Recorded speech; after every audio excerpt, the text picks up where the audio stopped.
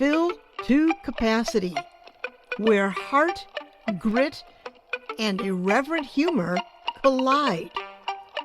A podcast for people too stubborn to quit and too creative not to make a difference.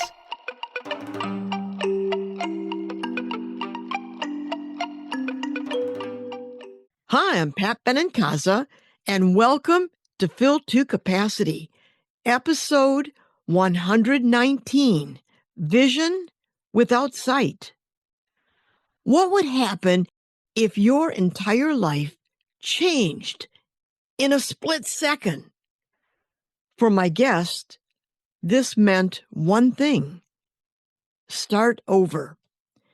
Kijuan Amey was a staff sergeant and in-flight refueling specialist in the United States Air Force, thriving in his career, running a business, finishing a degree. His life was on full throttle.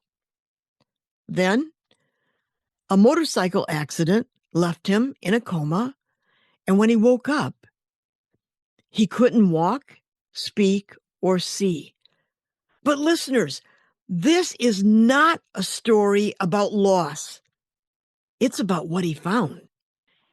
Kijuan is now a speaker, mentor, drummer, author, and fierce advocate for others navigating trauma and transformation.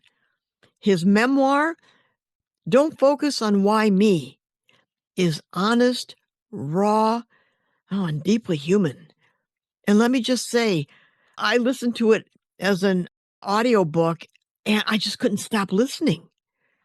He says, quote, "I may have lost my sight, but I didn't lose my vision. And by the end of this conversation, you'll know exactly what he means." Kijuan Amey, welcome to Fill to Capacity. So nice to have you here. Well, thank you so much for having me, and I truly appreciate that amazing introduction that you just gave me. Well, it's the truth.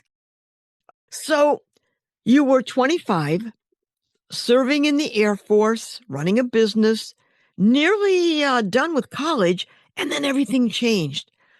What memory from that before life sticks with you most? I think the biggest part of it was the job that I did in the Air Force. A lot of people don't understand that. First off, the job is is very demanding. It demands a lot of your attention and a lot of brain power. And if you slack on either one of them, there could be a lot of hiccups and potential fatal accidents. What that entails, for those who don't know what in-flight refueling is, that's literally what it says. You're refueling another plane while it's in flight. So Whoa. it is flying and you're refueling it. Wow. So this is not sitting on the ground, no engines turning. No, oh no, this is everything is moving. People are in these planes, moving them around, and I'm connecting it with what we call the boom.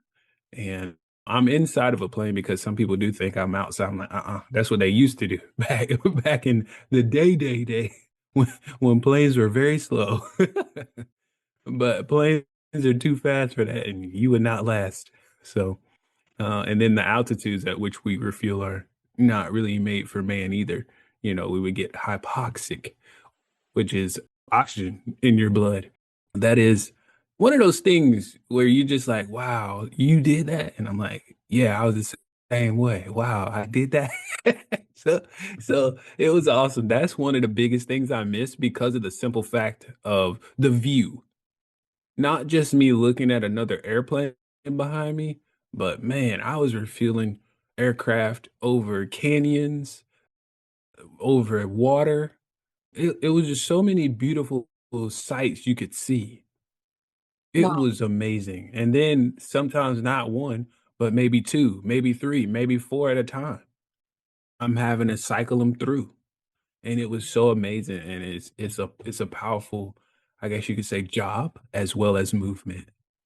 Yeah. Yeah. It almost sounds like it's surgical. your precision, the timing, and the Yeah. exactitude of Oh, getting yeah. everything right. Okay, so no one talks about grieving the life you thought you'd have. I think that's a quote from you. Mm. What parts of your imagined future did you have to let go of? And how did you make space for a new version of your life to take shape? Well, from the age of 25, pretty much everything. What all I was doing in the Air Force, my goal in the Air Force was to finish my degree to commission and become a pilot. I couldn't do it anymore because I lost my eyesight. Yeah, Then also my business, which was a lot of eyesight based because it was website design, social media management, and photography. yeah, And then even the degree that I was pursuing, computer information systems, which had a lot of coding and all these other different things that all of it. I was like, what? So what was I doing life for again? you know? And it literally made me say, what the heck do I do next? Where a lot of people learned how to pivot into something different when the pandemic hit, I was learning it at 2017. So I'm already now 3 years ahead of people in learning how to pivot and learning how to grow and learning how to move in a different manner. I didn't know that. And I was like, well, there is some good coming out of this. I mean, yes, it comes with a negative thing, but it is good somewhere along the lines, and everything that's negative. And where there's a negative reaction, there's also a positive reaction or a counteraction, So it's always one of those things where you have to figure out what it is, though. At the time, I had no clue what it was. I was like, this is just terrible. Life is over. I don't know what I'm going to do. Everything was gone. At that, literally, the blink of an eye, everything was gone yeah. that I had. Wow. I don't So have anything that I used to have from that moment other than, my family and friends. That's it. there's a passage in your book that was really moving. After your accident, you needed to vacate your rental home, and 15 airmen show up and they moved everything in 30 minutes. And that's community in action. What did that moment teach you about showing up for others and for yourself? Okay, first thing, it taught me that people love me. People truly love me. So let me give you a little bit more context. So not only did they show up, they came from an hour and a half away. It wasn't like we were in the same city. They came from an hour and a half away Mm. to come do this. And then, yes, it took 30 minutes, but this was from the third floor. It's not the first floor, guys. You know Whoa. yes, exactly. This is from moving everything out of a third floor apartment. When I tell y'all, I was just overjoyed because even right after they, unloaded my apartment, took it to my grandmother's house where I would be staying at that time, and then right after they did that, they came to the hospital to see me. Beautiful. So when I tell people that community matters, it really does. You have to have connections out here and people that just sit in the house, people that just sit on their phones, people that just that is the most disheartening thing I can think of because I all I know is being outside and learning who's around me. Yeah. Like that's how I grew up. Is who's my next door neighbor? Do they have any children? Do that's that's all I'm trying to find. Who can I play with? Yep. And now it's like, let's see who can I chat with? Who can I Discord with? Who can I get on Instagram live with? What? That is no connection. There's no connection there. Because as soon as you don't like somebody, you block them. You can't block your next door neighbor. They're still there. Until they move, they're still there. That also was something that helped me with relationships when I was younger as well, because I knew how to say if me and one of my friends got into a fight. Well, either later on that day or the next day, we're back friends again because Yeah. we've made up. Nowadays, people get in Facebook or shall I say social disagreements and they don't talk and they don't ever talk again. From a social media disagreement, and they never talk again. Kijuan, you're bringing up an important point. Somehow we've given up face to face communication Mhm, connection for mediated mhm. connection, Yep. digital connection. Mhm, And that's what you beautifully just outlined. mhm. Something gets lost in that. A lot of things get lost in that. Now, you said, quote, I lost my sight, but not my vision. That's not just wordplay, that's a manifesto. What does that vision look like today? Yeah, so first and foremost, the quote is to get people to understand the eyesight is the physical, the vision is the mental. I never lost my vision because I still have my brain that thinks for me. Okay. Now, granted, the doctors and everybody, neurologists, all of them did not think I would be using my brain the way I am. They thought my family would be doing everything for me when I came out of that coma. And when I say everything, I mean it. I mean Yeah. bathing, I mean clothing, I mean communicating for me, all of it. They thought I would not be able to function. But as you can hear, I'm doing just fine. Yes, you are. I'm very intelligent. I wrote my own book. Nobody wrote it for me. I wrote that book. Sat behind a computer daily and wrote that book for months.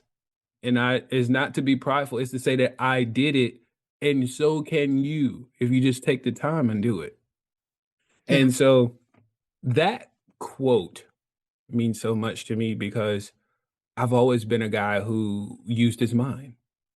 Yes. Even when I played football, everybody's like, "Oh, that sport is so physical. I would never want my child to play."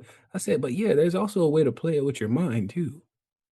If I got hurt, it was because of the other person doing something ridiculous. It was Yeah. never my fault.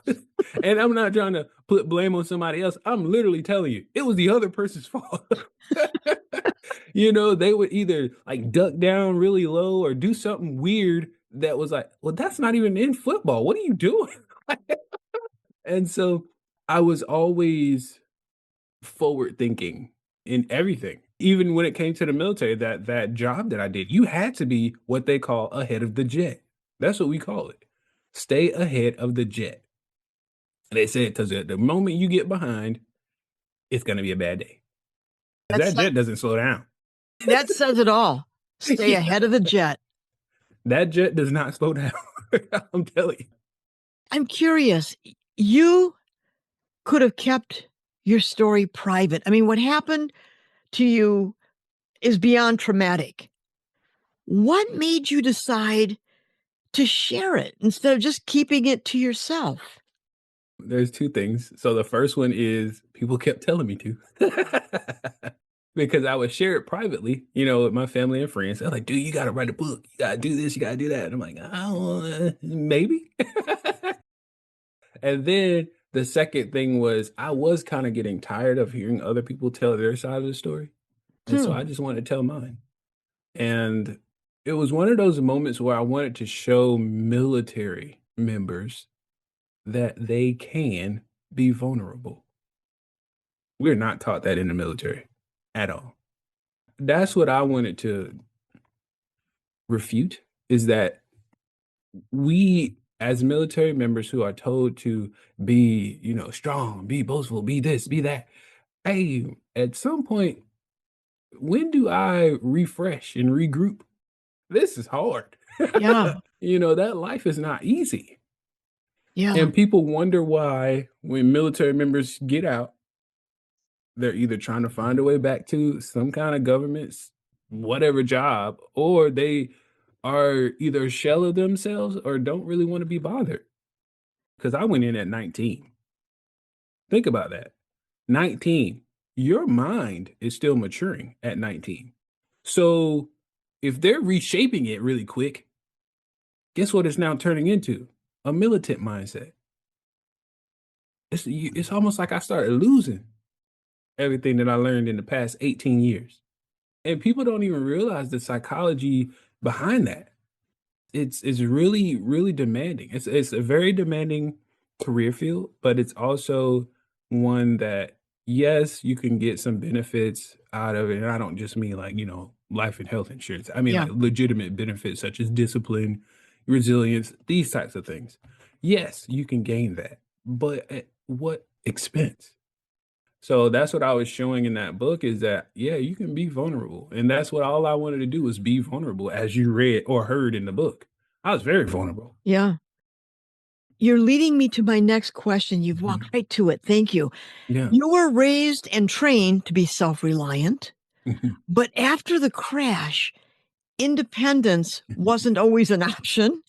Can you talk about the tension between strength and surrender?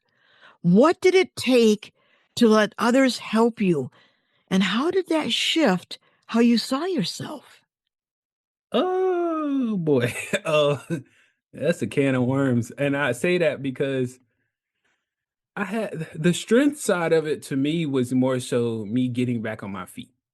As you already mentioned, I did have to learn how to walk. My jaw was broken, so I was kind of learning how to eat and talk again. A lot of damage. I mean, a lot of damage. Of course, learning how to be blind, and yes, you have to learn that because for 25 years I could see. The strengths were learning how to deal with that. For me, not for everybody else, but for me, because if I don't learn it, who else is? They're Yeah. not dealing with it on a daily basis. I am. Every time I wake up, I'm dealing with it. That's like a strength, but the struggle of allowing others to help, it wasn't so much as allowing as it was getting Hmm. others to help. Y'all know I need help. Like, and y'all know this. Y'all sat there and watched me in a hospital bed for a month. You knew what was coming. The doctors forewarned you.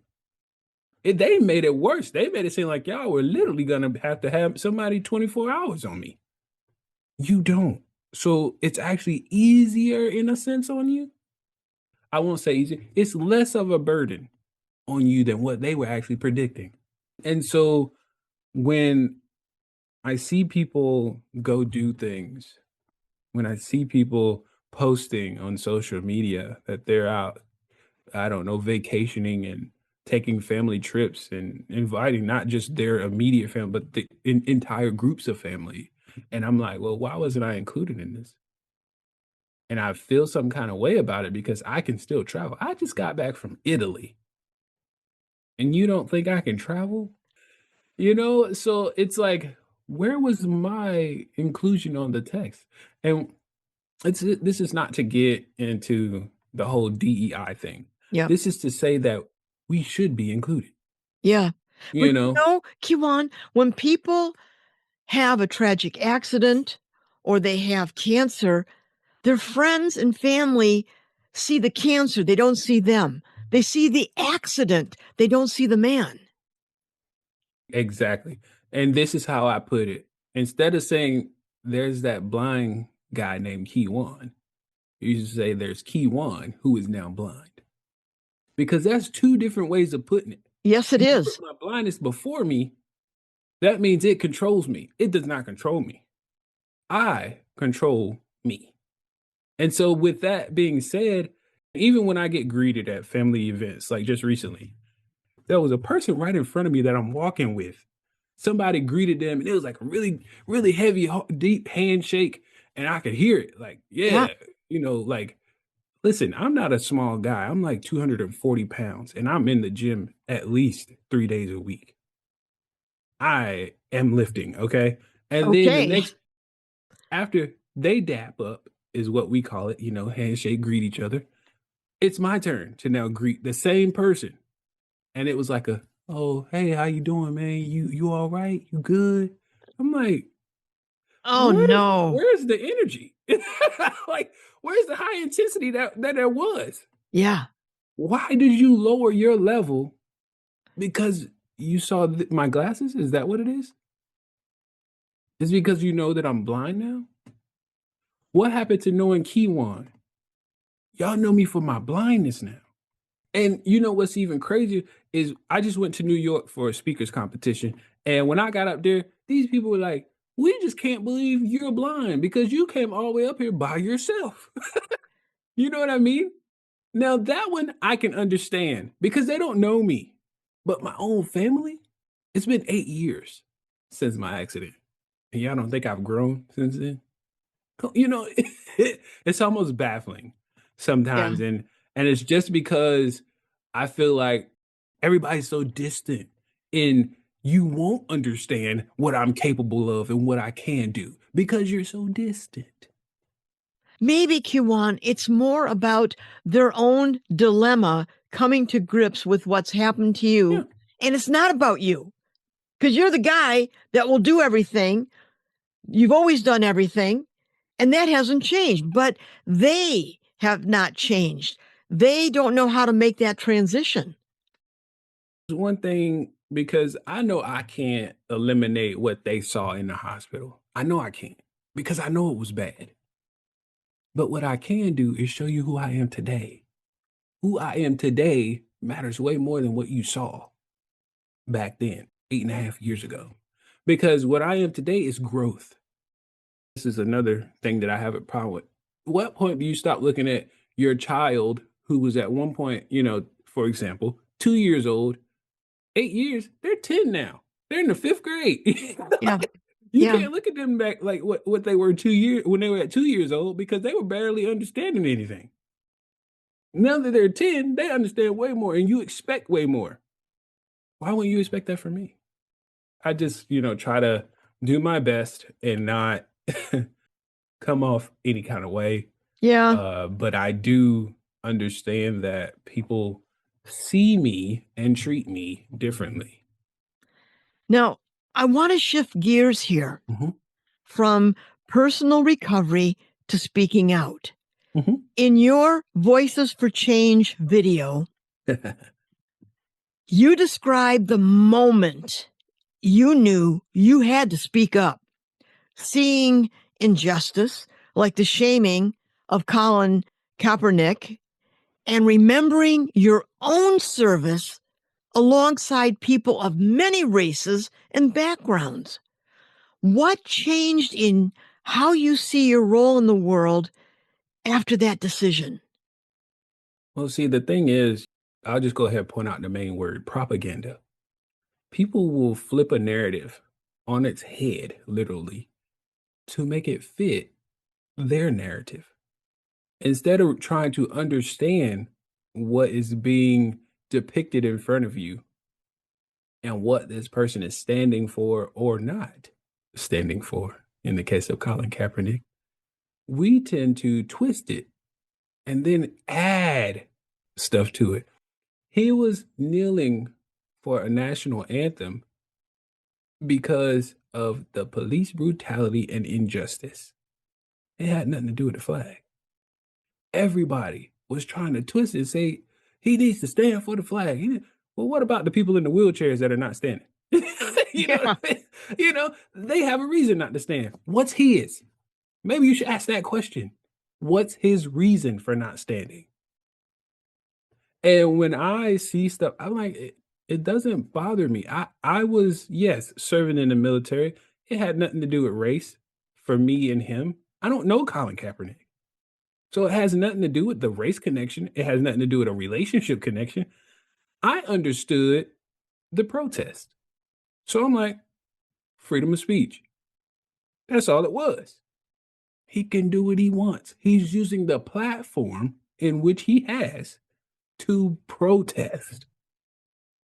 Just like anybody else would do if they had a platform that they can use to say something.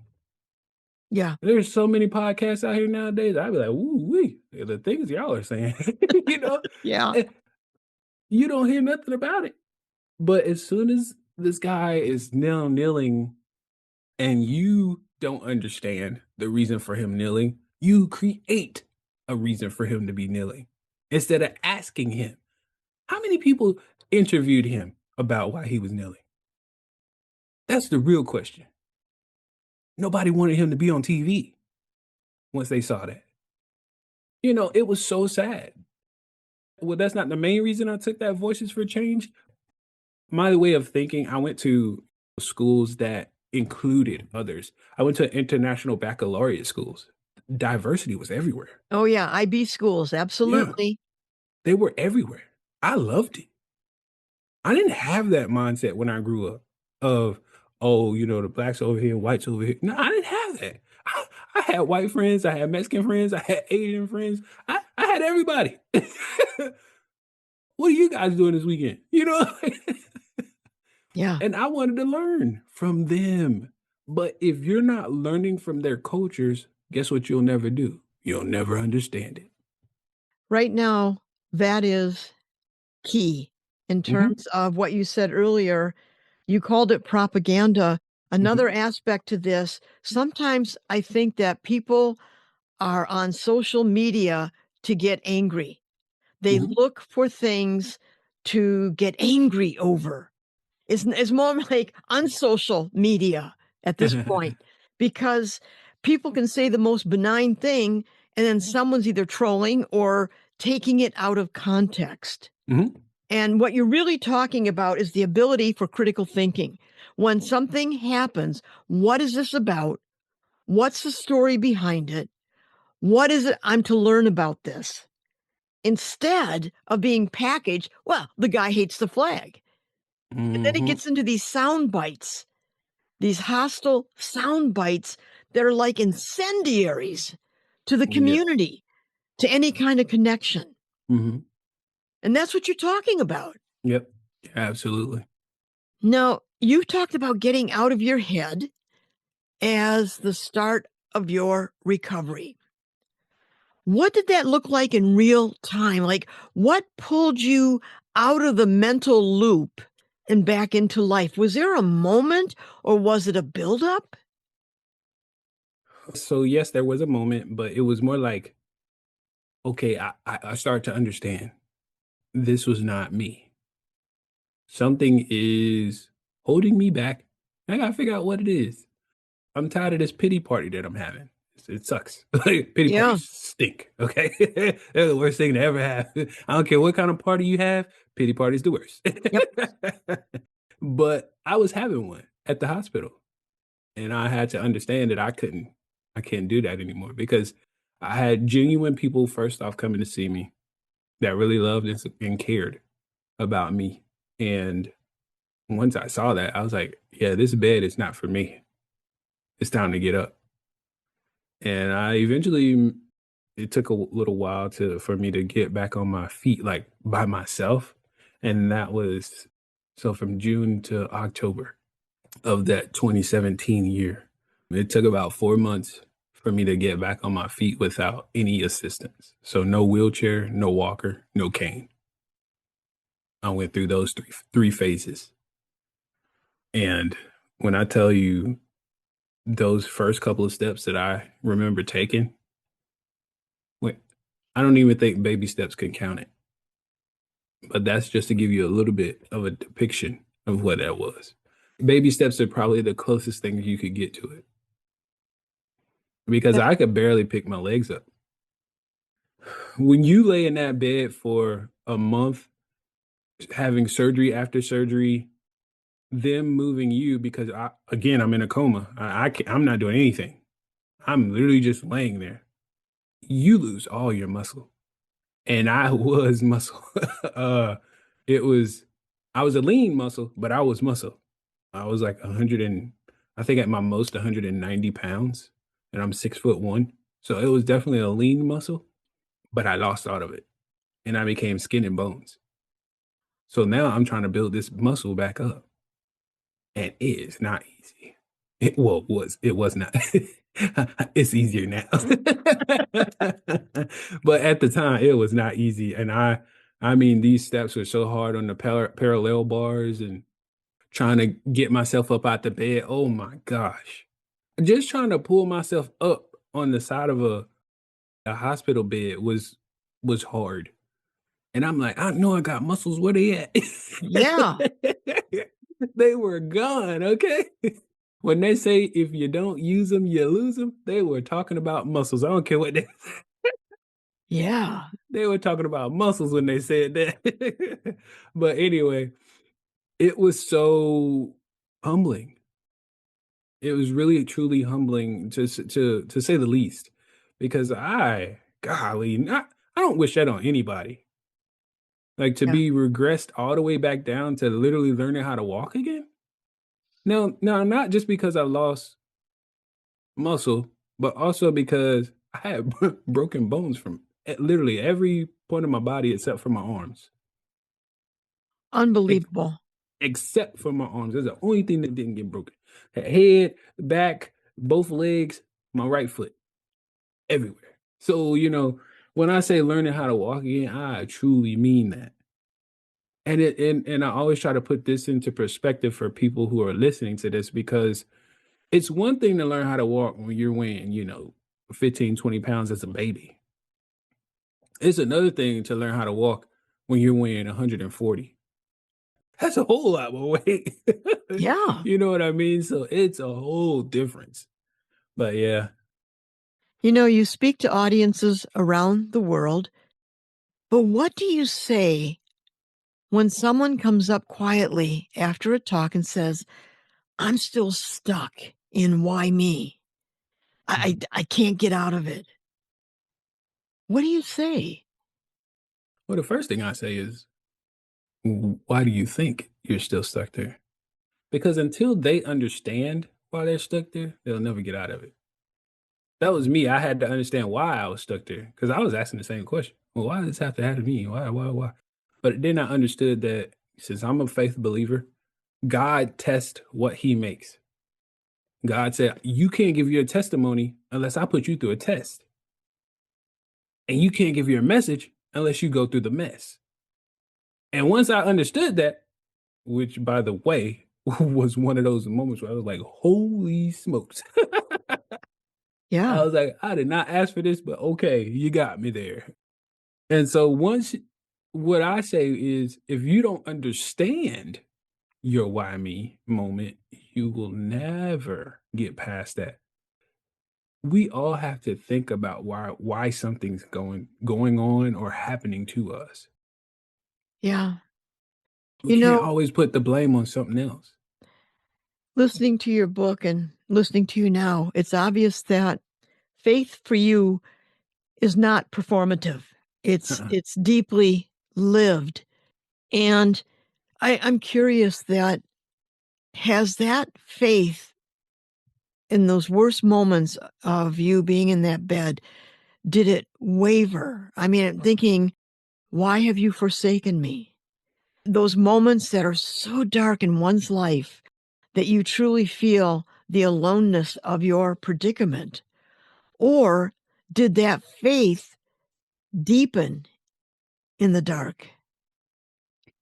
Great questions, by the way. It goes back to what I kind of just said, with I question him. Oh, every bit of the way. So, Yeah. and when I say that, it was more like I don't want to talk to anybody. Everybody just get out. I got to have my one on one with God. And once I did, and he got me straight, because that's what happened. He got me straight, okay? But he did let me have it out with him. And that's what I do love about it. I did get the chance to have my piece said, but once he responded, there was nothing else I could say other than thank you. Why do I say thank you? Because he allowed me to see why I'm still here. He also allowed me to understand that I am still here. Well, first off, every doctor counted me out. They didn't even think I would live. The doctor who did my spinal cord surgery told me to my face, I was just doing your surgery for protocol. And anybody who knows what that means, he's just doing it because they told him to.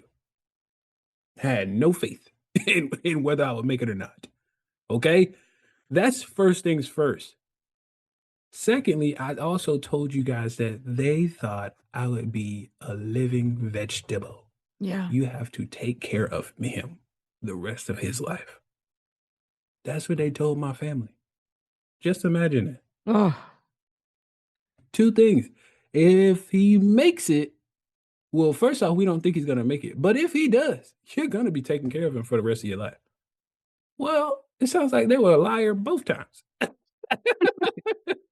Not just once, but twice you lied. Why? Because you don't have the final say. God does. And that's what deepened my faith. And that's why I said I had to write my own story because I was hearing everybody else's.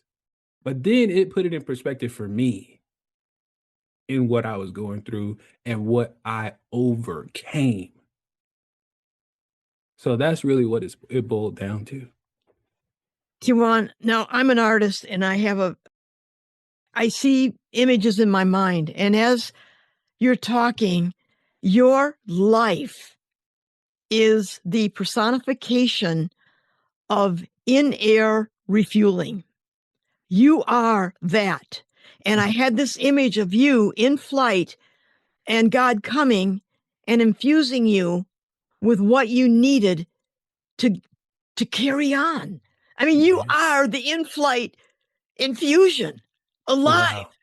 in faith Yeah. and That's a in beautiful action. imagery. Well, you are. You're that. Yeah. No, I'm just saying that because I'm seeing that imagery. That is a beautiful image. Wow. Now, I'm going to shift gears again. The Air Force Wounded Warrior Program lives by the motto, care beyond duty. You've been on the receiving end of that kind of care, and you've also given it. What does care beyond duty mean to you now? Not as a slogan, but as something you've lived and live with and carry forward. What does it mean to you? Take a deep breath on this one because people don't really understand how bad it really is when you're no longer what I would call able to do what you're able to do. What do I mean by that? Well, if I'm an in-flight refueling specialist and I'm no longer able to do that for the Air Force, they're trying to find the quickest way to either move me to something else to help the Air Force move along or get me away from the Air Force because there's no point for me anymore. Now, Air Force Winter Warriors program, where they step in at, is that their job is to say, your duty might be over, but we still care for you. We're still here to help you. We're still here to assist you and get you what you need. Because I'm telling you, there's so many times, and not just the Air Force, I've seen it from every branch, that they're literally just tossing people to the side like it's nothing. It's almost like a use and abuse type thing. And this is why I don't like to speak on it because it can get very dirty, but it is dirty in how they're treating it. So I retired June of 2021. I am still waiting to receive pay What? from the government How can that be? because they keep pushing back on things. Oh, this is missing. Oh, you need to fill this out. Oh, you need to do that. Oh, we need to see you for an appointment. Hey, man, listen. Why not write this in a whole long email telling me everything you need versus waiting until something is not right? Instead, we're going to drag this out. I filled out a form last year. I think it was April of 2024, and I'm still waiting. It is about to be the end of 2025 here. As I say here in North Carolina, it is the Burr months. That means it's the end of the year. The Burr months is telling you it's the end of the year. Hmm. And I wouldn't be surprised if this goes until next year. Okay. Yeah. So it's been well over a year, about to be going on 2 years in April of 2026. I'll be sitting here waiting on the government. And with this shutdown, it's not helping because people are not able to do their jobs when people are told to go home. Yeah. But back to the care beyond duty side of it, because I am a mentor. Another situation, not mine, but I have a mentee that I'm mentoring, and she just called me literally in tears because she said she's done. She's tired of fighting just to get what she's owed. Not something she's trying to finagle her way into or trying to see if she qualifies, something she is owed. She's tired of fighting for it because they keep coming up with something, anything. And I don't know what doctor this is, but they need to look into him. You cannot withhold medical records that are mine. Please tell me how you could say, I'm not giving you that. Wait, you're not giving me my medical records? Yeah, we'll have an IG complaint here pretty soon. IG, Because what is that? that is an inspector general. Okay. Yeah, because they're gonna go. I'm gonna need them to go and investigate this. There's no way you should be withholding my medical records. They're mine. They're not yours. You're the doctor. You work for me, not the other way around. And so when I heard this phone call, I said, I truly understand where you're coming from because when I had my accident in 2017, remember, I just told you I got retired in June of 2021. I had my accident in 2017.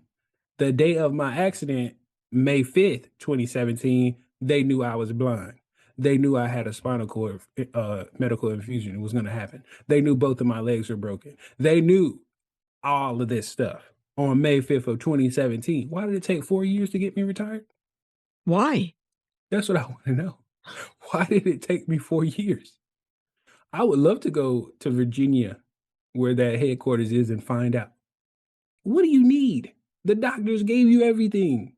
And then, not only that, the hospital that I was at gave you all the information. You made me jump through even more hoops by going through other tests. Take the same test and same x-rays that I've already given you. Maybe something's changed. What changes about a ruptured globe of your eyeball? It's gone. It's destroyed. There's nothing going to change about that. What's going to change about a severely damaged cranial frontal cortex here? Nothing. My brain is ruined. It's that way for the rest of my life. It doesn't fix itself. But you or treat it as if it's going to change. My spine is medically infused. What do you think? They're going to go back in and take the rods out and give me bones? Where are they going to find the bones? Come on now. Let's be real. But 4 years it took me to get retired. And so I told her, I said, I understand the hoops you're going to have to jump through. Yeah. And they only have one medical doctor at the base that she's at. I've never been to a base that small, but that is unfortunate. And she tried to get moved to another base and they won't do it for her. But these are the things that happen. These are what they do. They cover this stuff up. And people wonder, like, why are veterans homeless? Why are veterans this? Why are veterans shooting up VAs? Because they mistreat people. So that brings me, and you're talking about it, but there are folks out there who have gone through horrendous accidents, dealing with bureaucracies, the frustration, Mhm. and maybe they don't have family support or even a faith per se. And like your mentee, they're losing hope. And so, what do you say to them? And I'm not talking about being a cheerleader. Oh, yeah. I'm talking about what can I do to hang on? I'm on my last frickin' thread here. Mhm. What do you say? Well, I told my mentee the same thing that was told to me, and she understood, but this is what I told her, and this is what I'll tell anybody, especially in a military situation. They want you to give up. You know why? Because they won't have to pay you. They won't have to deal with you. It won't have to come out of their pockets. They're already talking about trying to cut veterans assistance. What do you mean? How are you going to cut that? If you want to find some angry people, mess with veterans assistance. If y'all want to see an uproar, please mess with veterans assistance. It's going to be some angry people out there. And most of them, and I do not like to say this, but most of them are messed up. So they need this veterans assistance. They might be messed up physically, like me, and or even worse. They might be messed up mentally, like myself, or even worse, because PTSD is real. And or even with the PTSD, a lot of them turn to either some kind of medication or drugs or alcohol. So if you want to see an uproar, mess with that stuff. I'm telling you right now, it's not going to be pretty. Yeah. Because that does not only affect veterans, that affects those who are currently serving too. Because as soon as you sign your name on that line, you're now considered a soon to be vet. I just don't get it. Why would you want to do that to somebody who is literally defending our country? Should be the top priority people, not Sure. the last thought. We're living in a time when everything feels upside down. Mhm. And with that said, here you are coming back full circle. You're out there talking to people. You're living proof that the experts can tell you, nope, no, he's going to be like this. No, I'm going to do the surgery, but I'm just doing it pro forma. I'm just going to do it. And here you are. I'm talking to you. You're doing podcasts. You're writing a book. You're all over the world talking. And so, if anything, Kiwan, you're a testament to that kind of wonderful, stubborn, faith-based resilience. Mhm.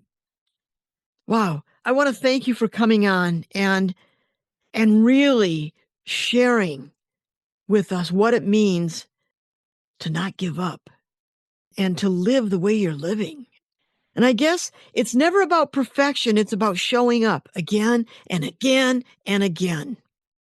And I look at your life and I just respect you so much for doing what you do. Thank you. And I love your attitude. I'd like to think of it as batitude, that you're not going to accept Mm-mm. what you're told. And Lord knows right now we need that kind of Yeah. attitude. So I want to thank you for coming on Fill to Capacity today. No, I truly appreciate you having me again. It's really been an honor. And Kiwan, where can folks find your book and how do they contact you? Yeah, absolutely. You can find my book on Amazon, Kindle, Apple Books, as well as Audible. And even if you go to my website of amymotivation.com, that is AMEY motivation.com, you can find my book on there. And you can also go on there and book me now for any speaking engagements that you might have, conferences, events, galas, whatever it is. I am your man. I promise you, you won't be sorry, and I will give you the message that you're looking for. Also, with that being said, you can follow me on my social medias on TikTok, on Instagram, Facebook, YouTube, and LinkedIn. If you just search my first and last name, Kijuan Amey, I'm there. Trust me, you'll see that smiling face. Fantastic. Thank you so much. And listeners, thank you for joining us today in this eye opening conversation. And take care. Bye.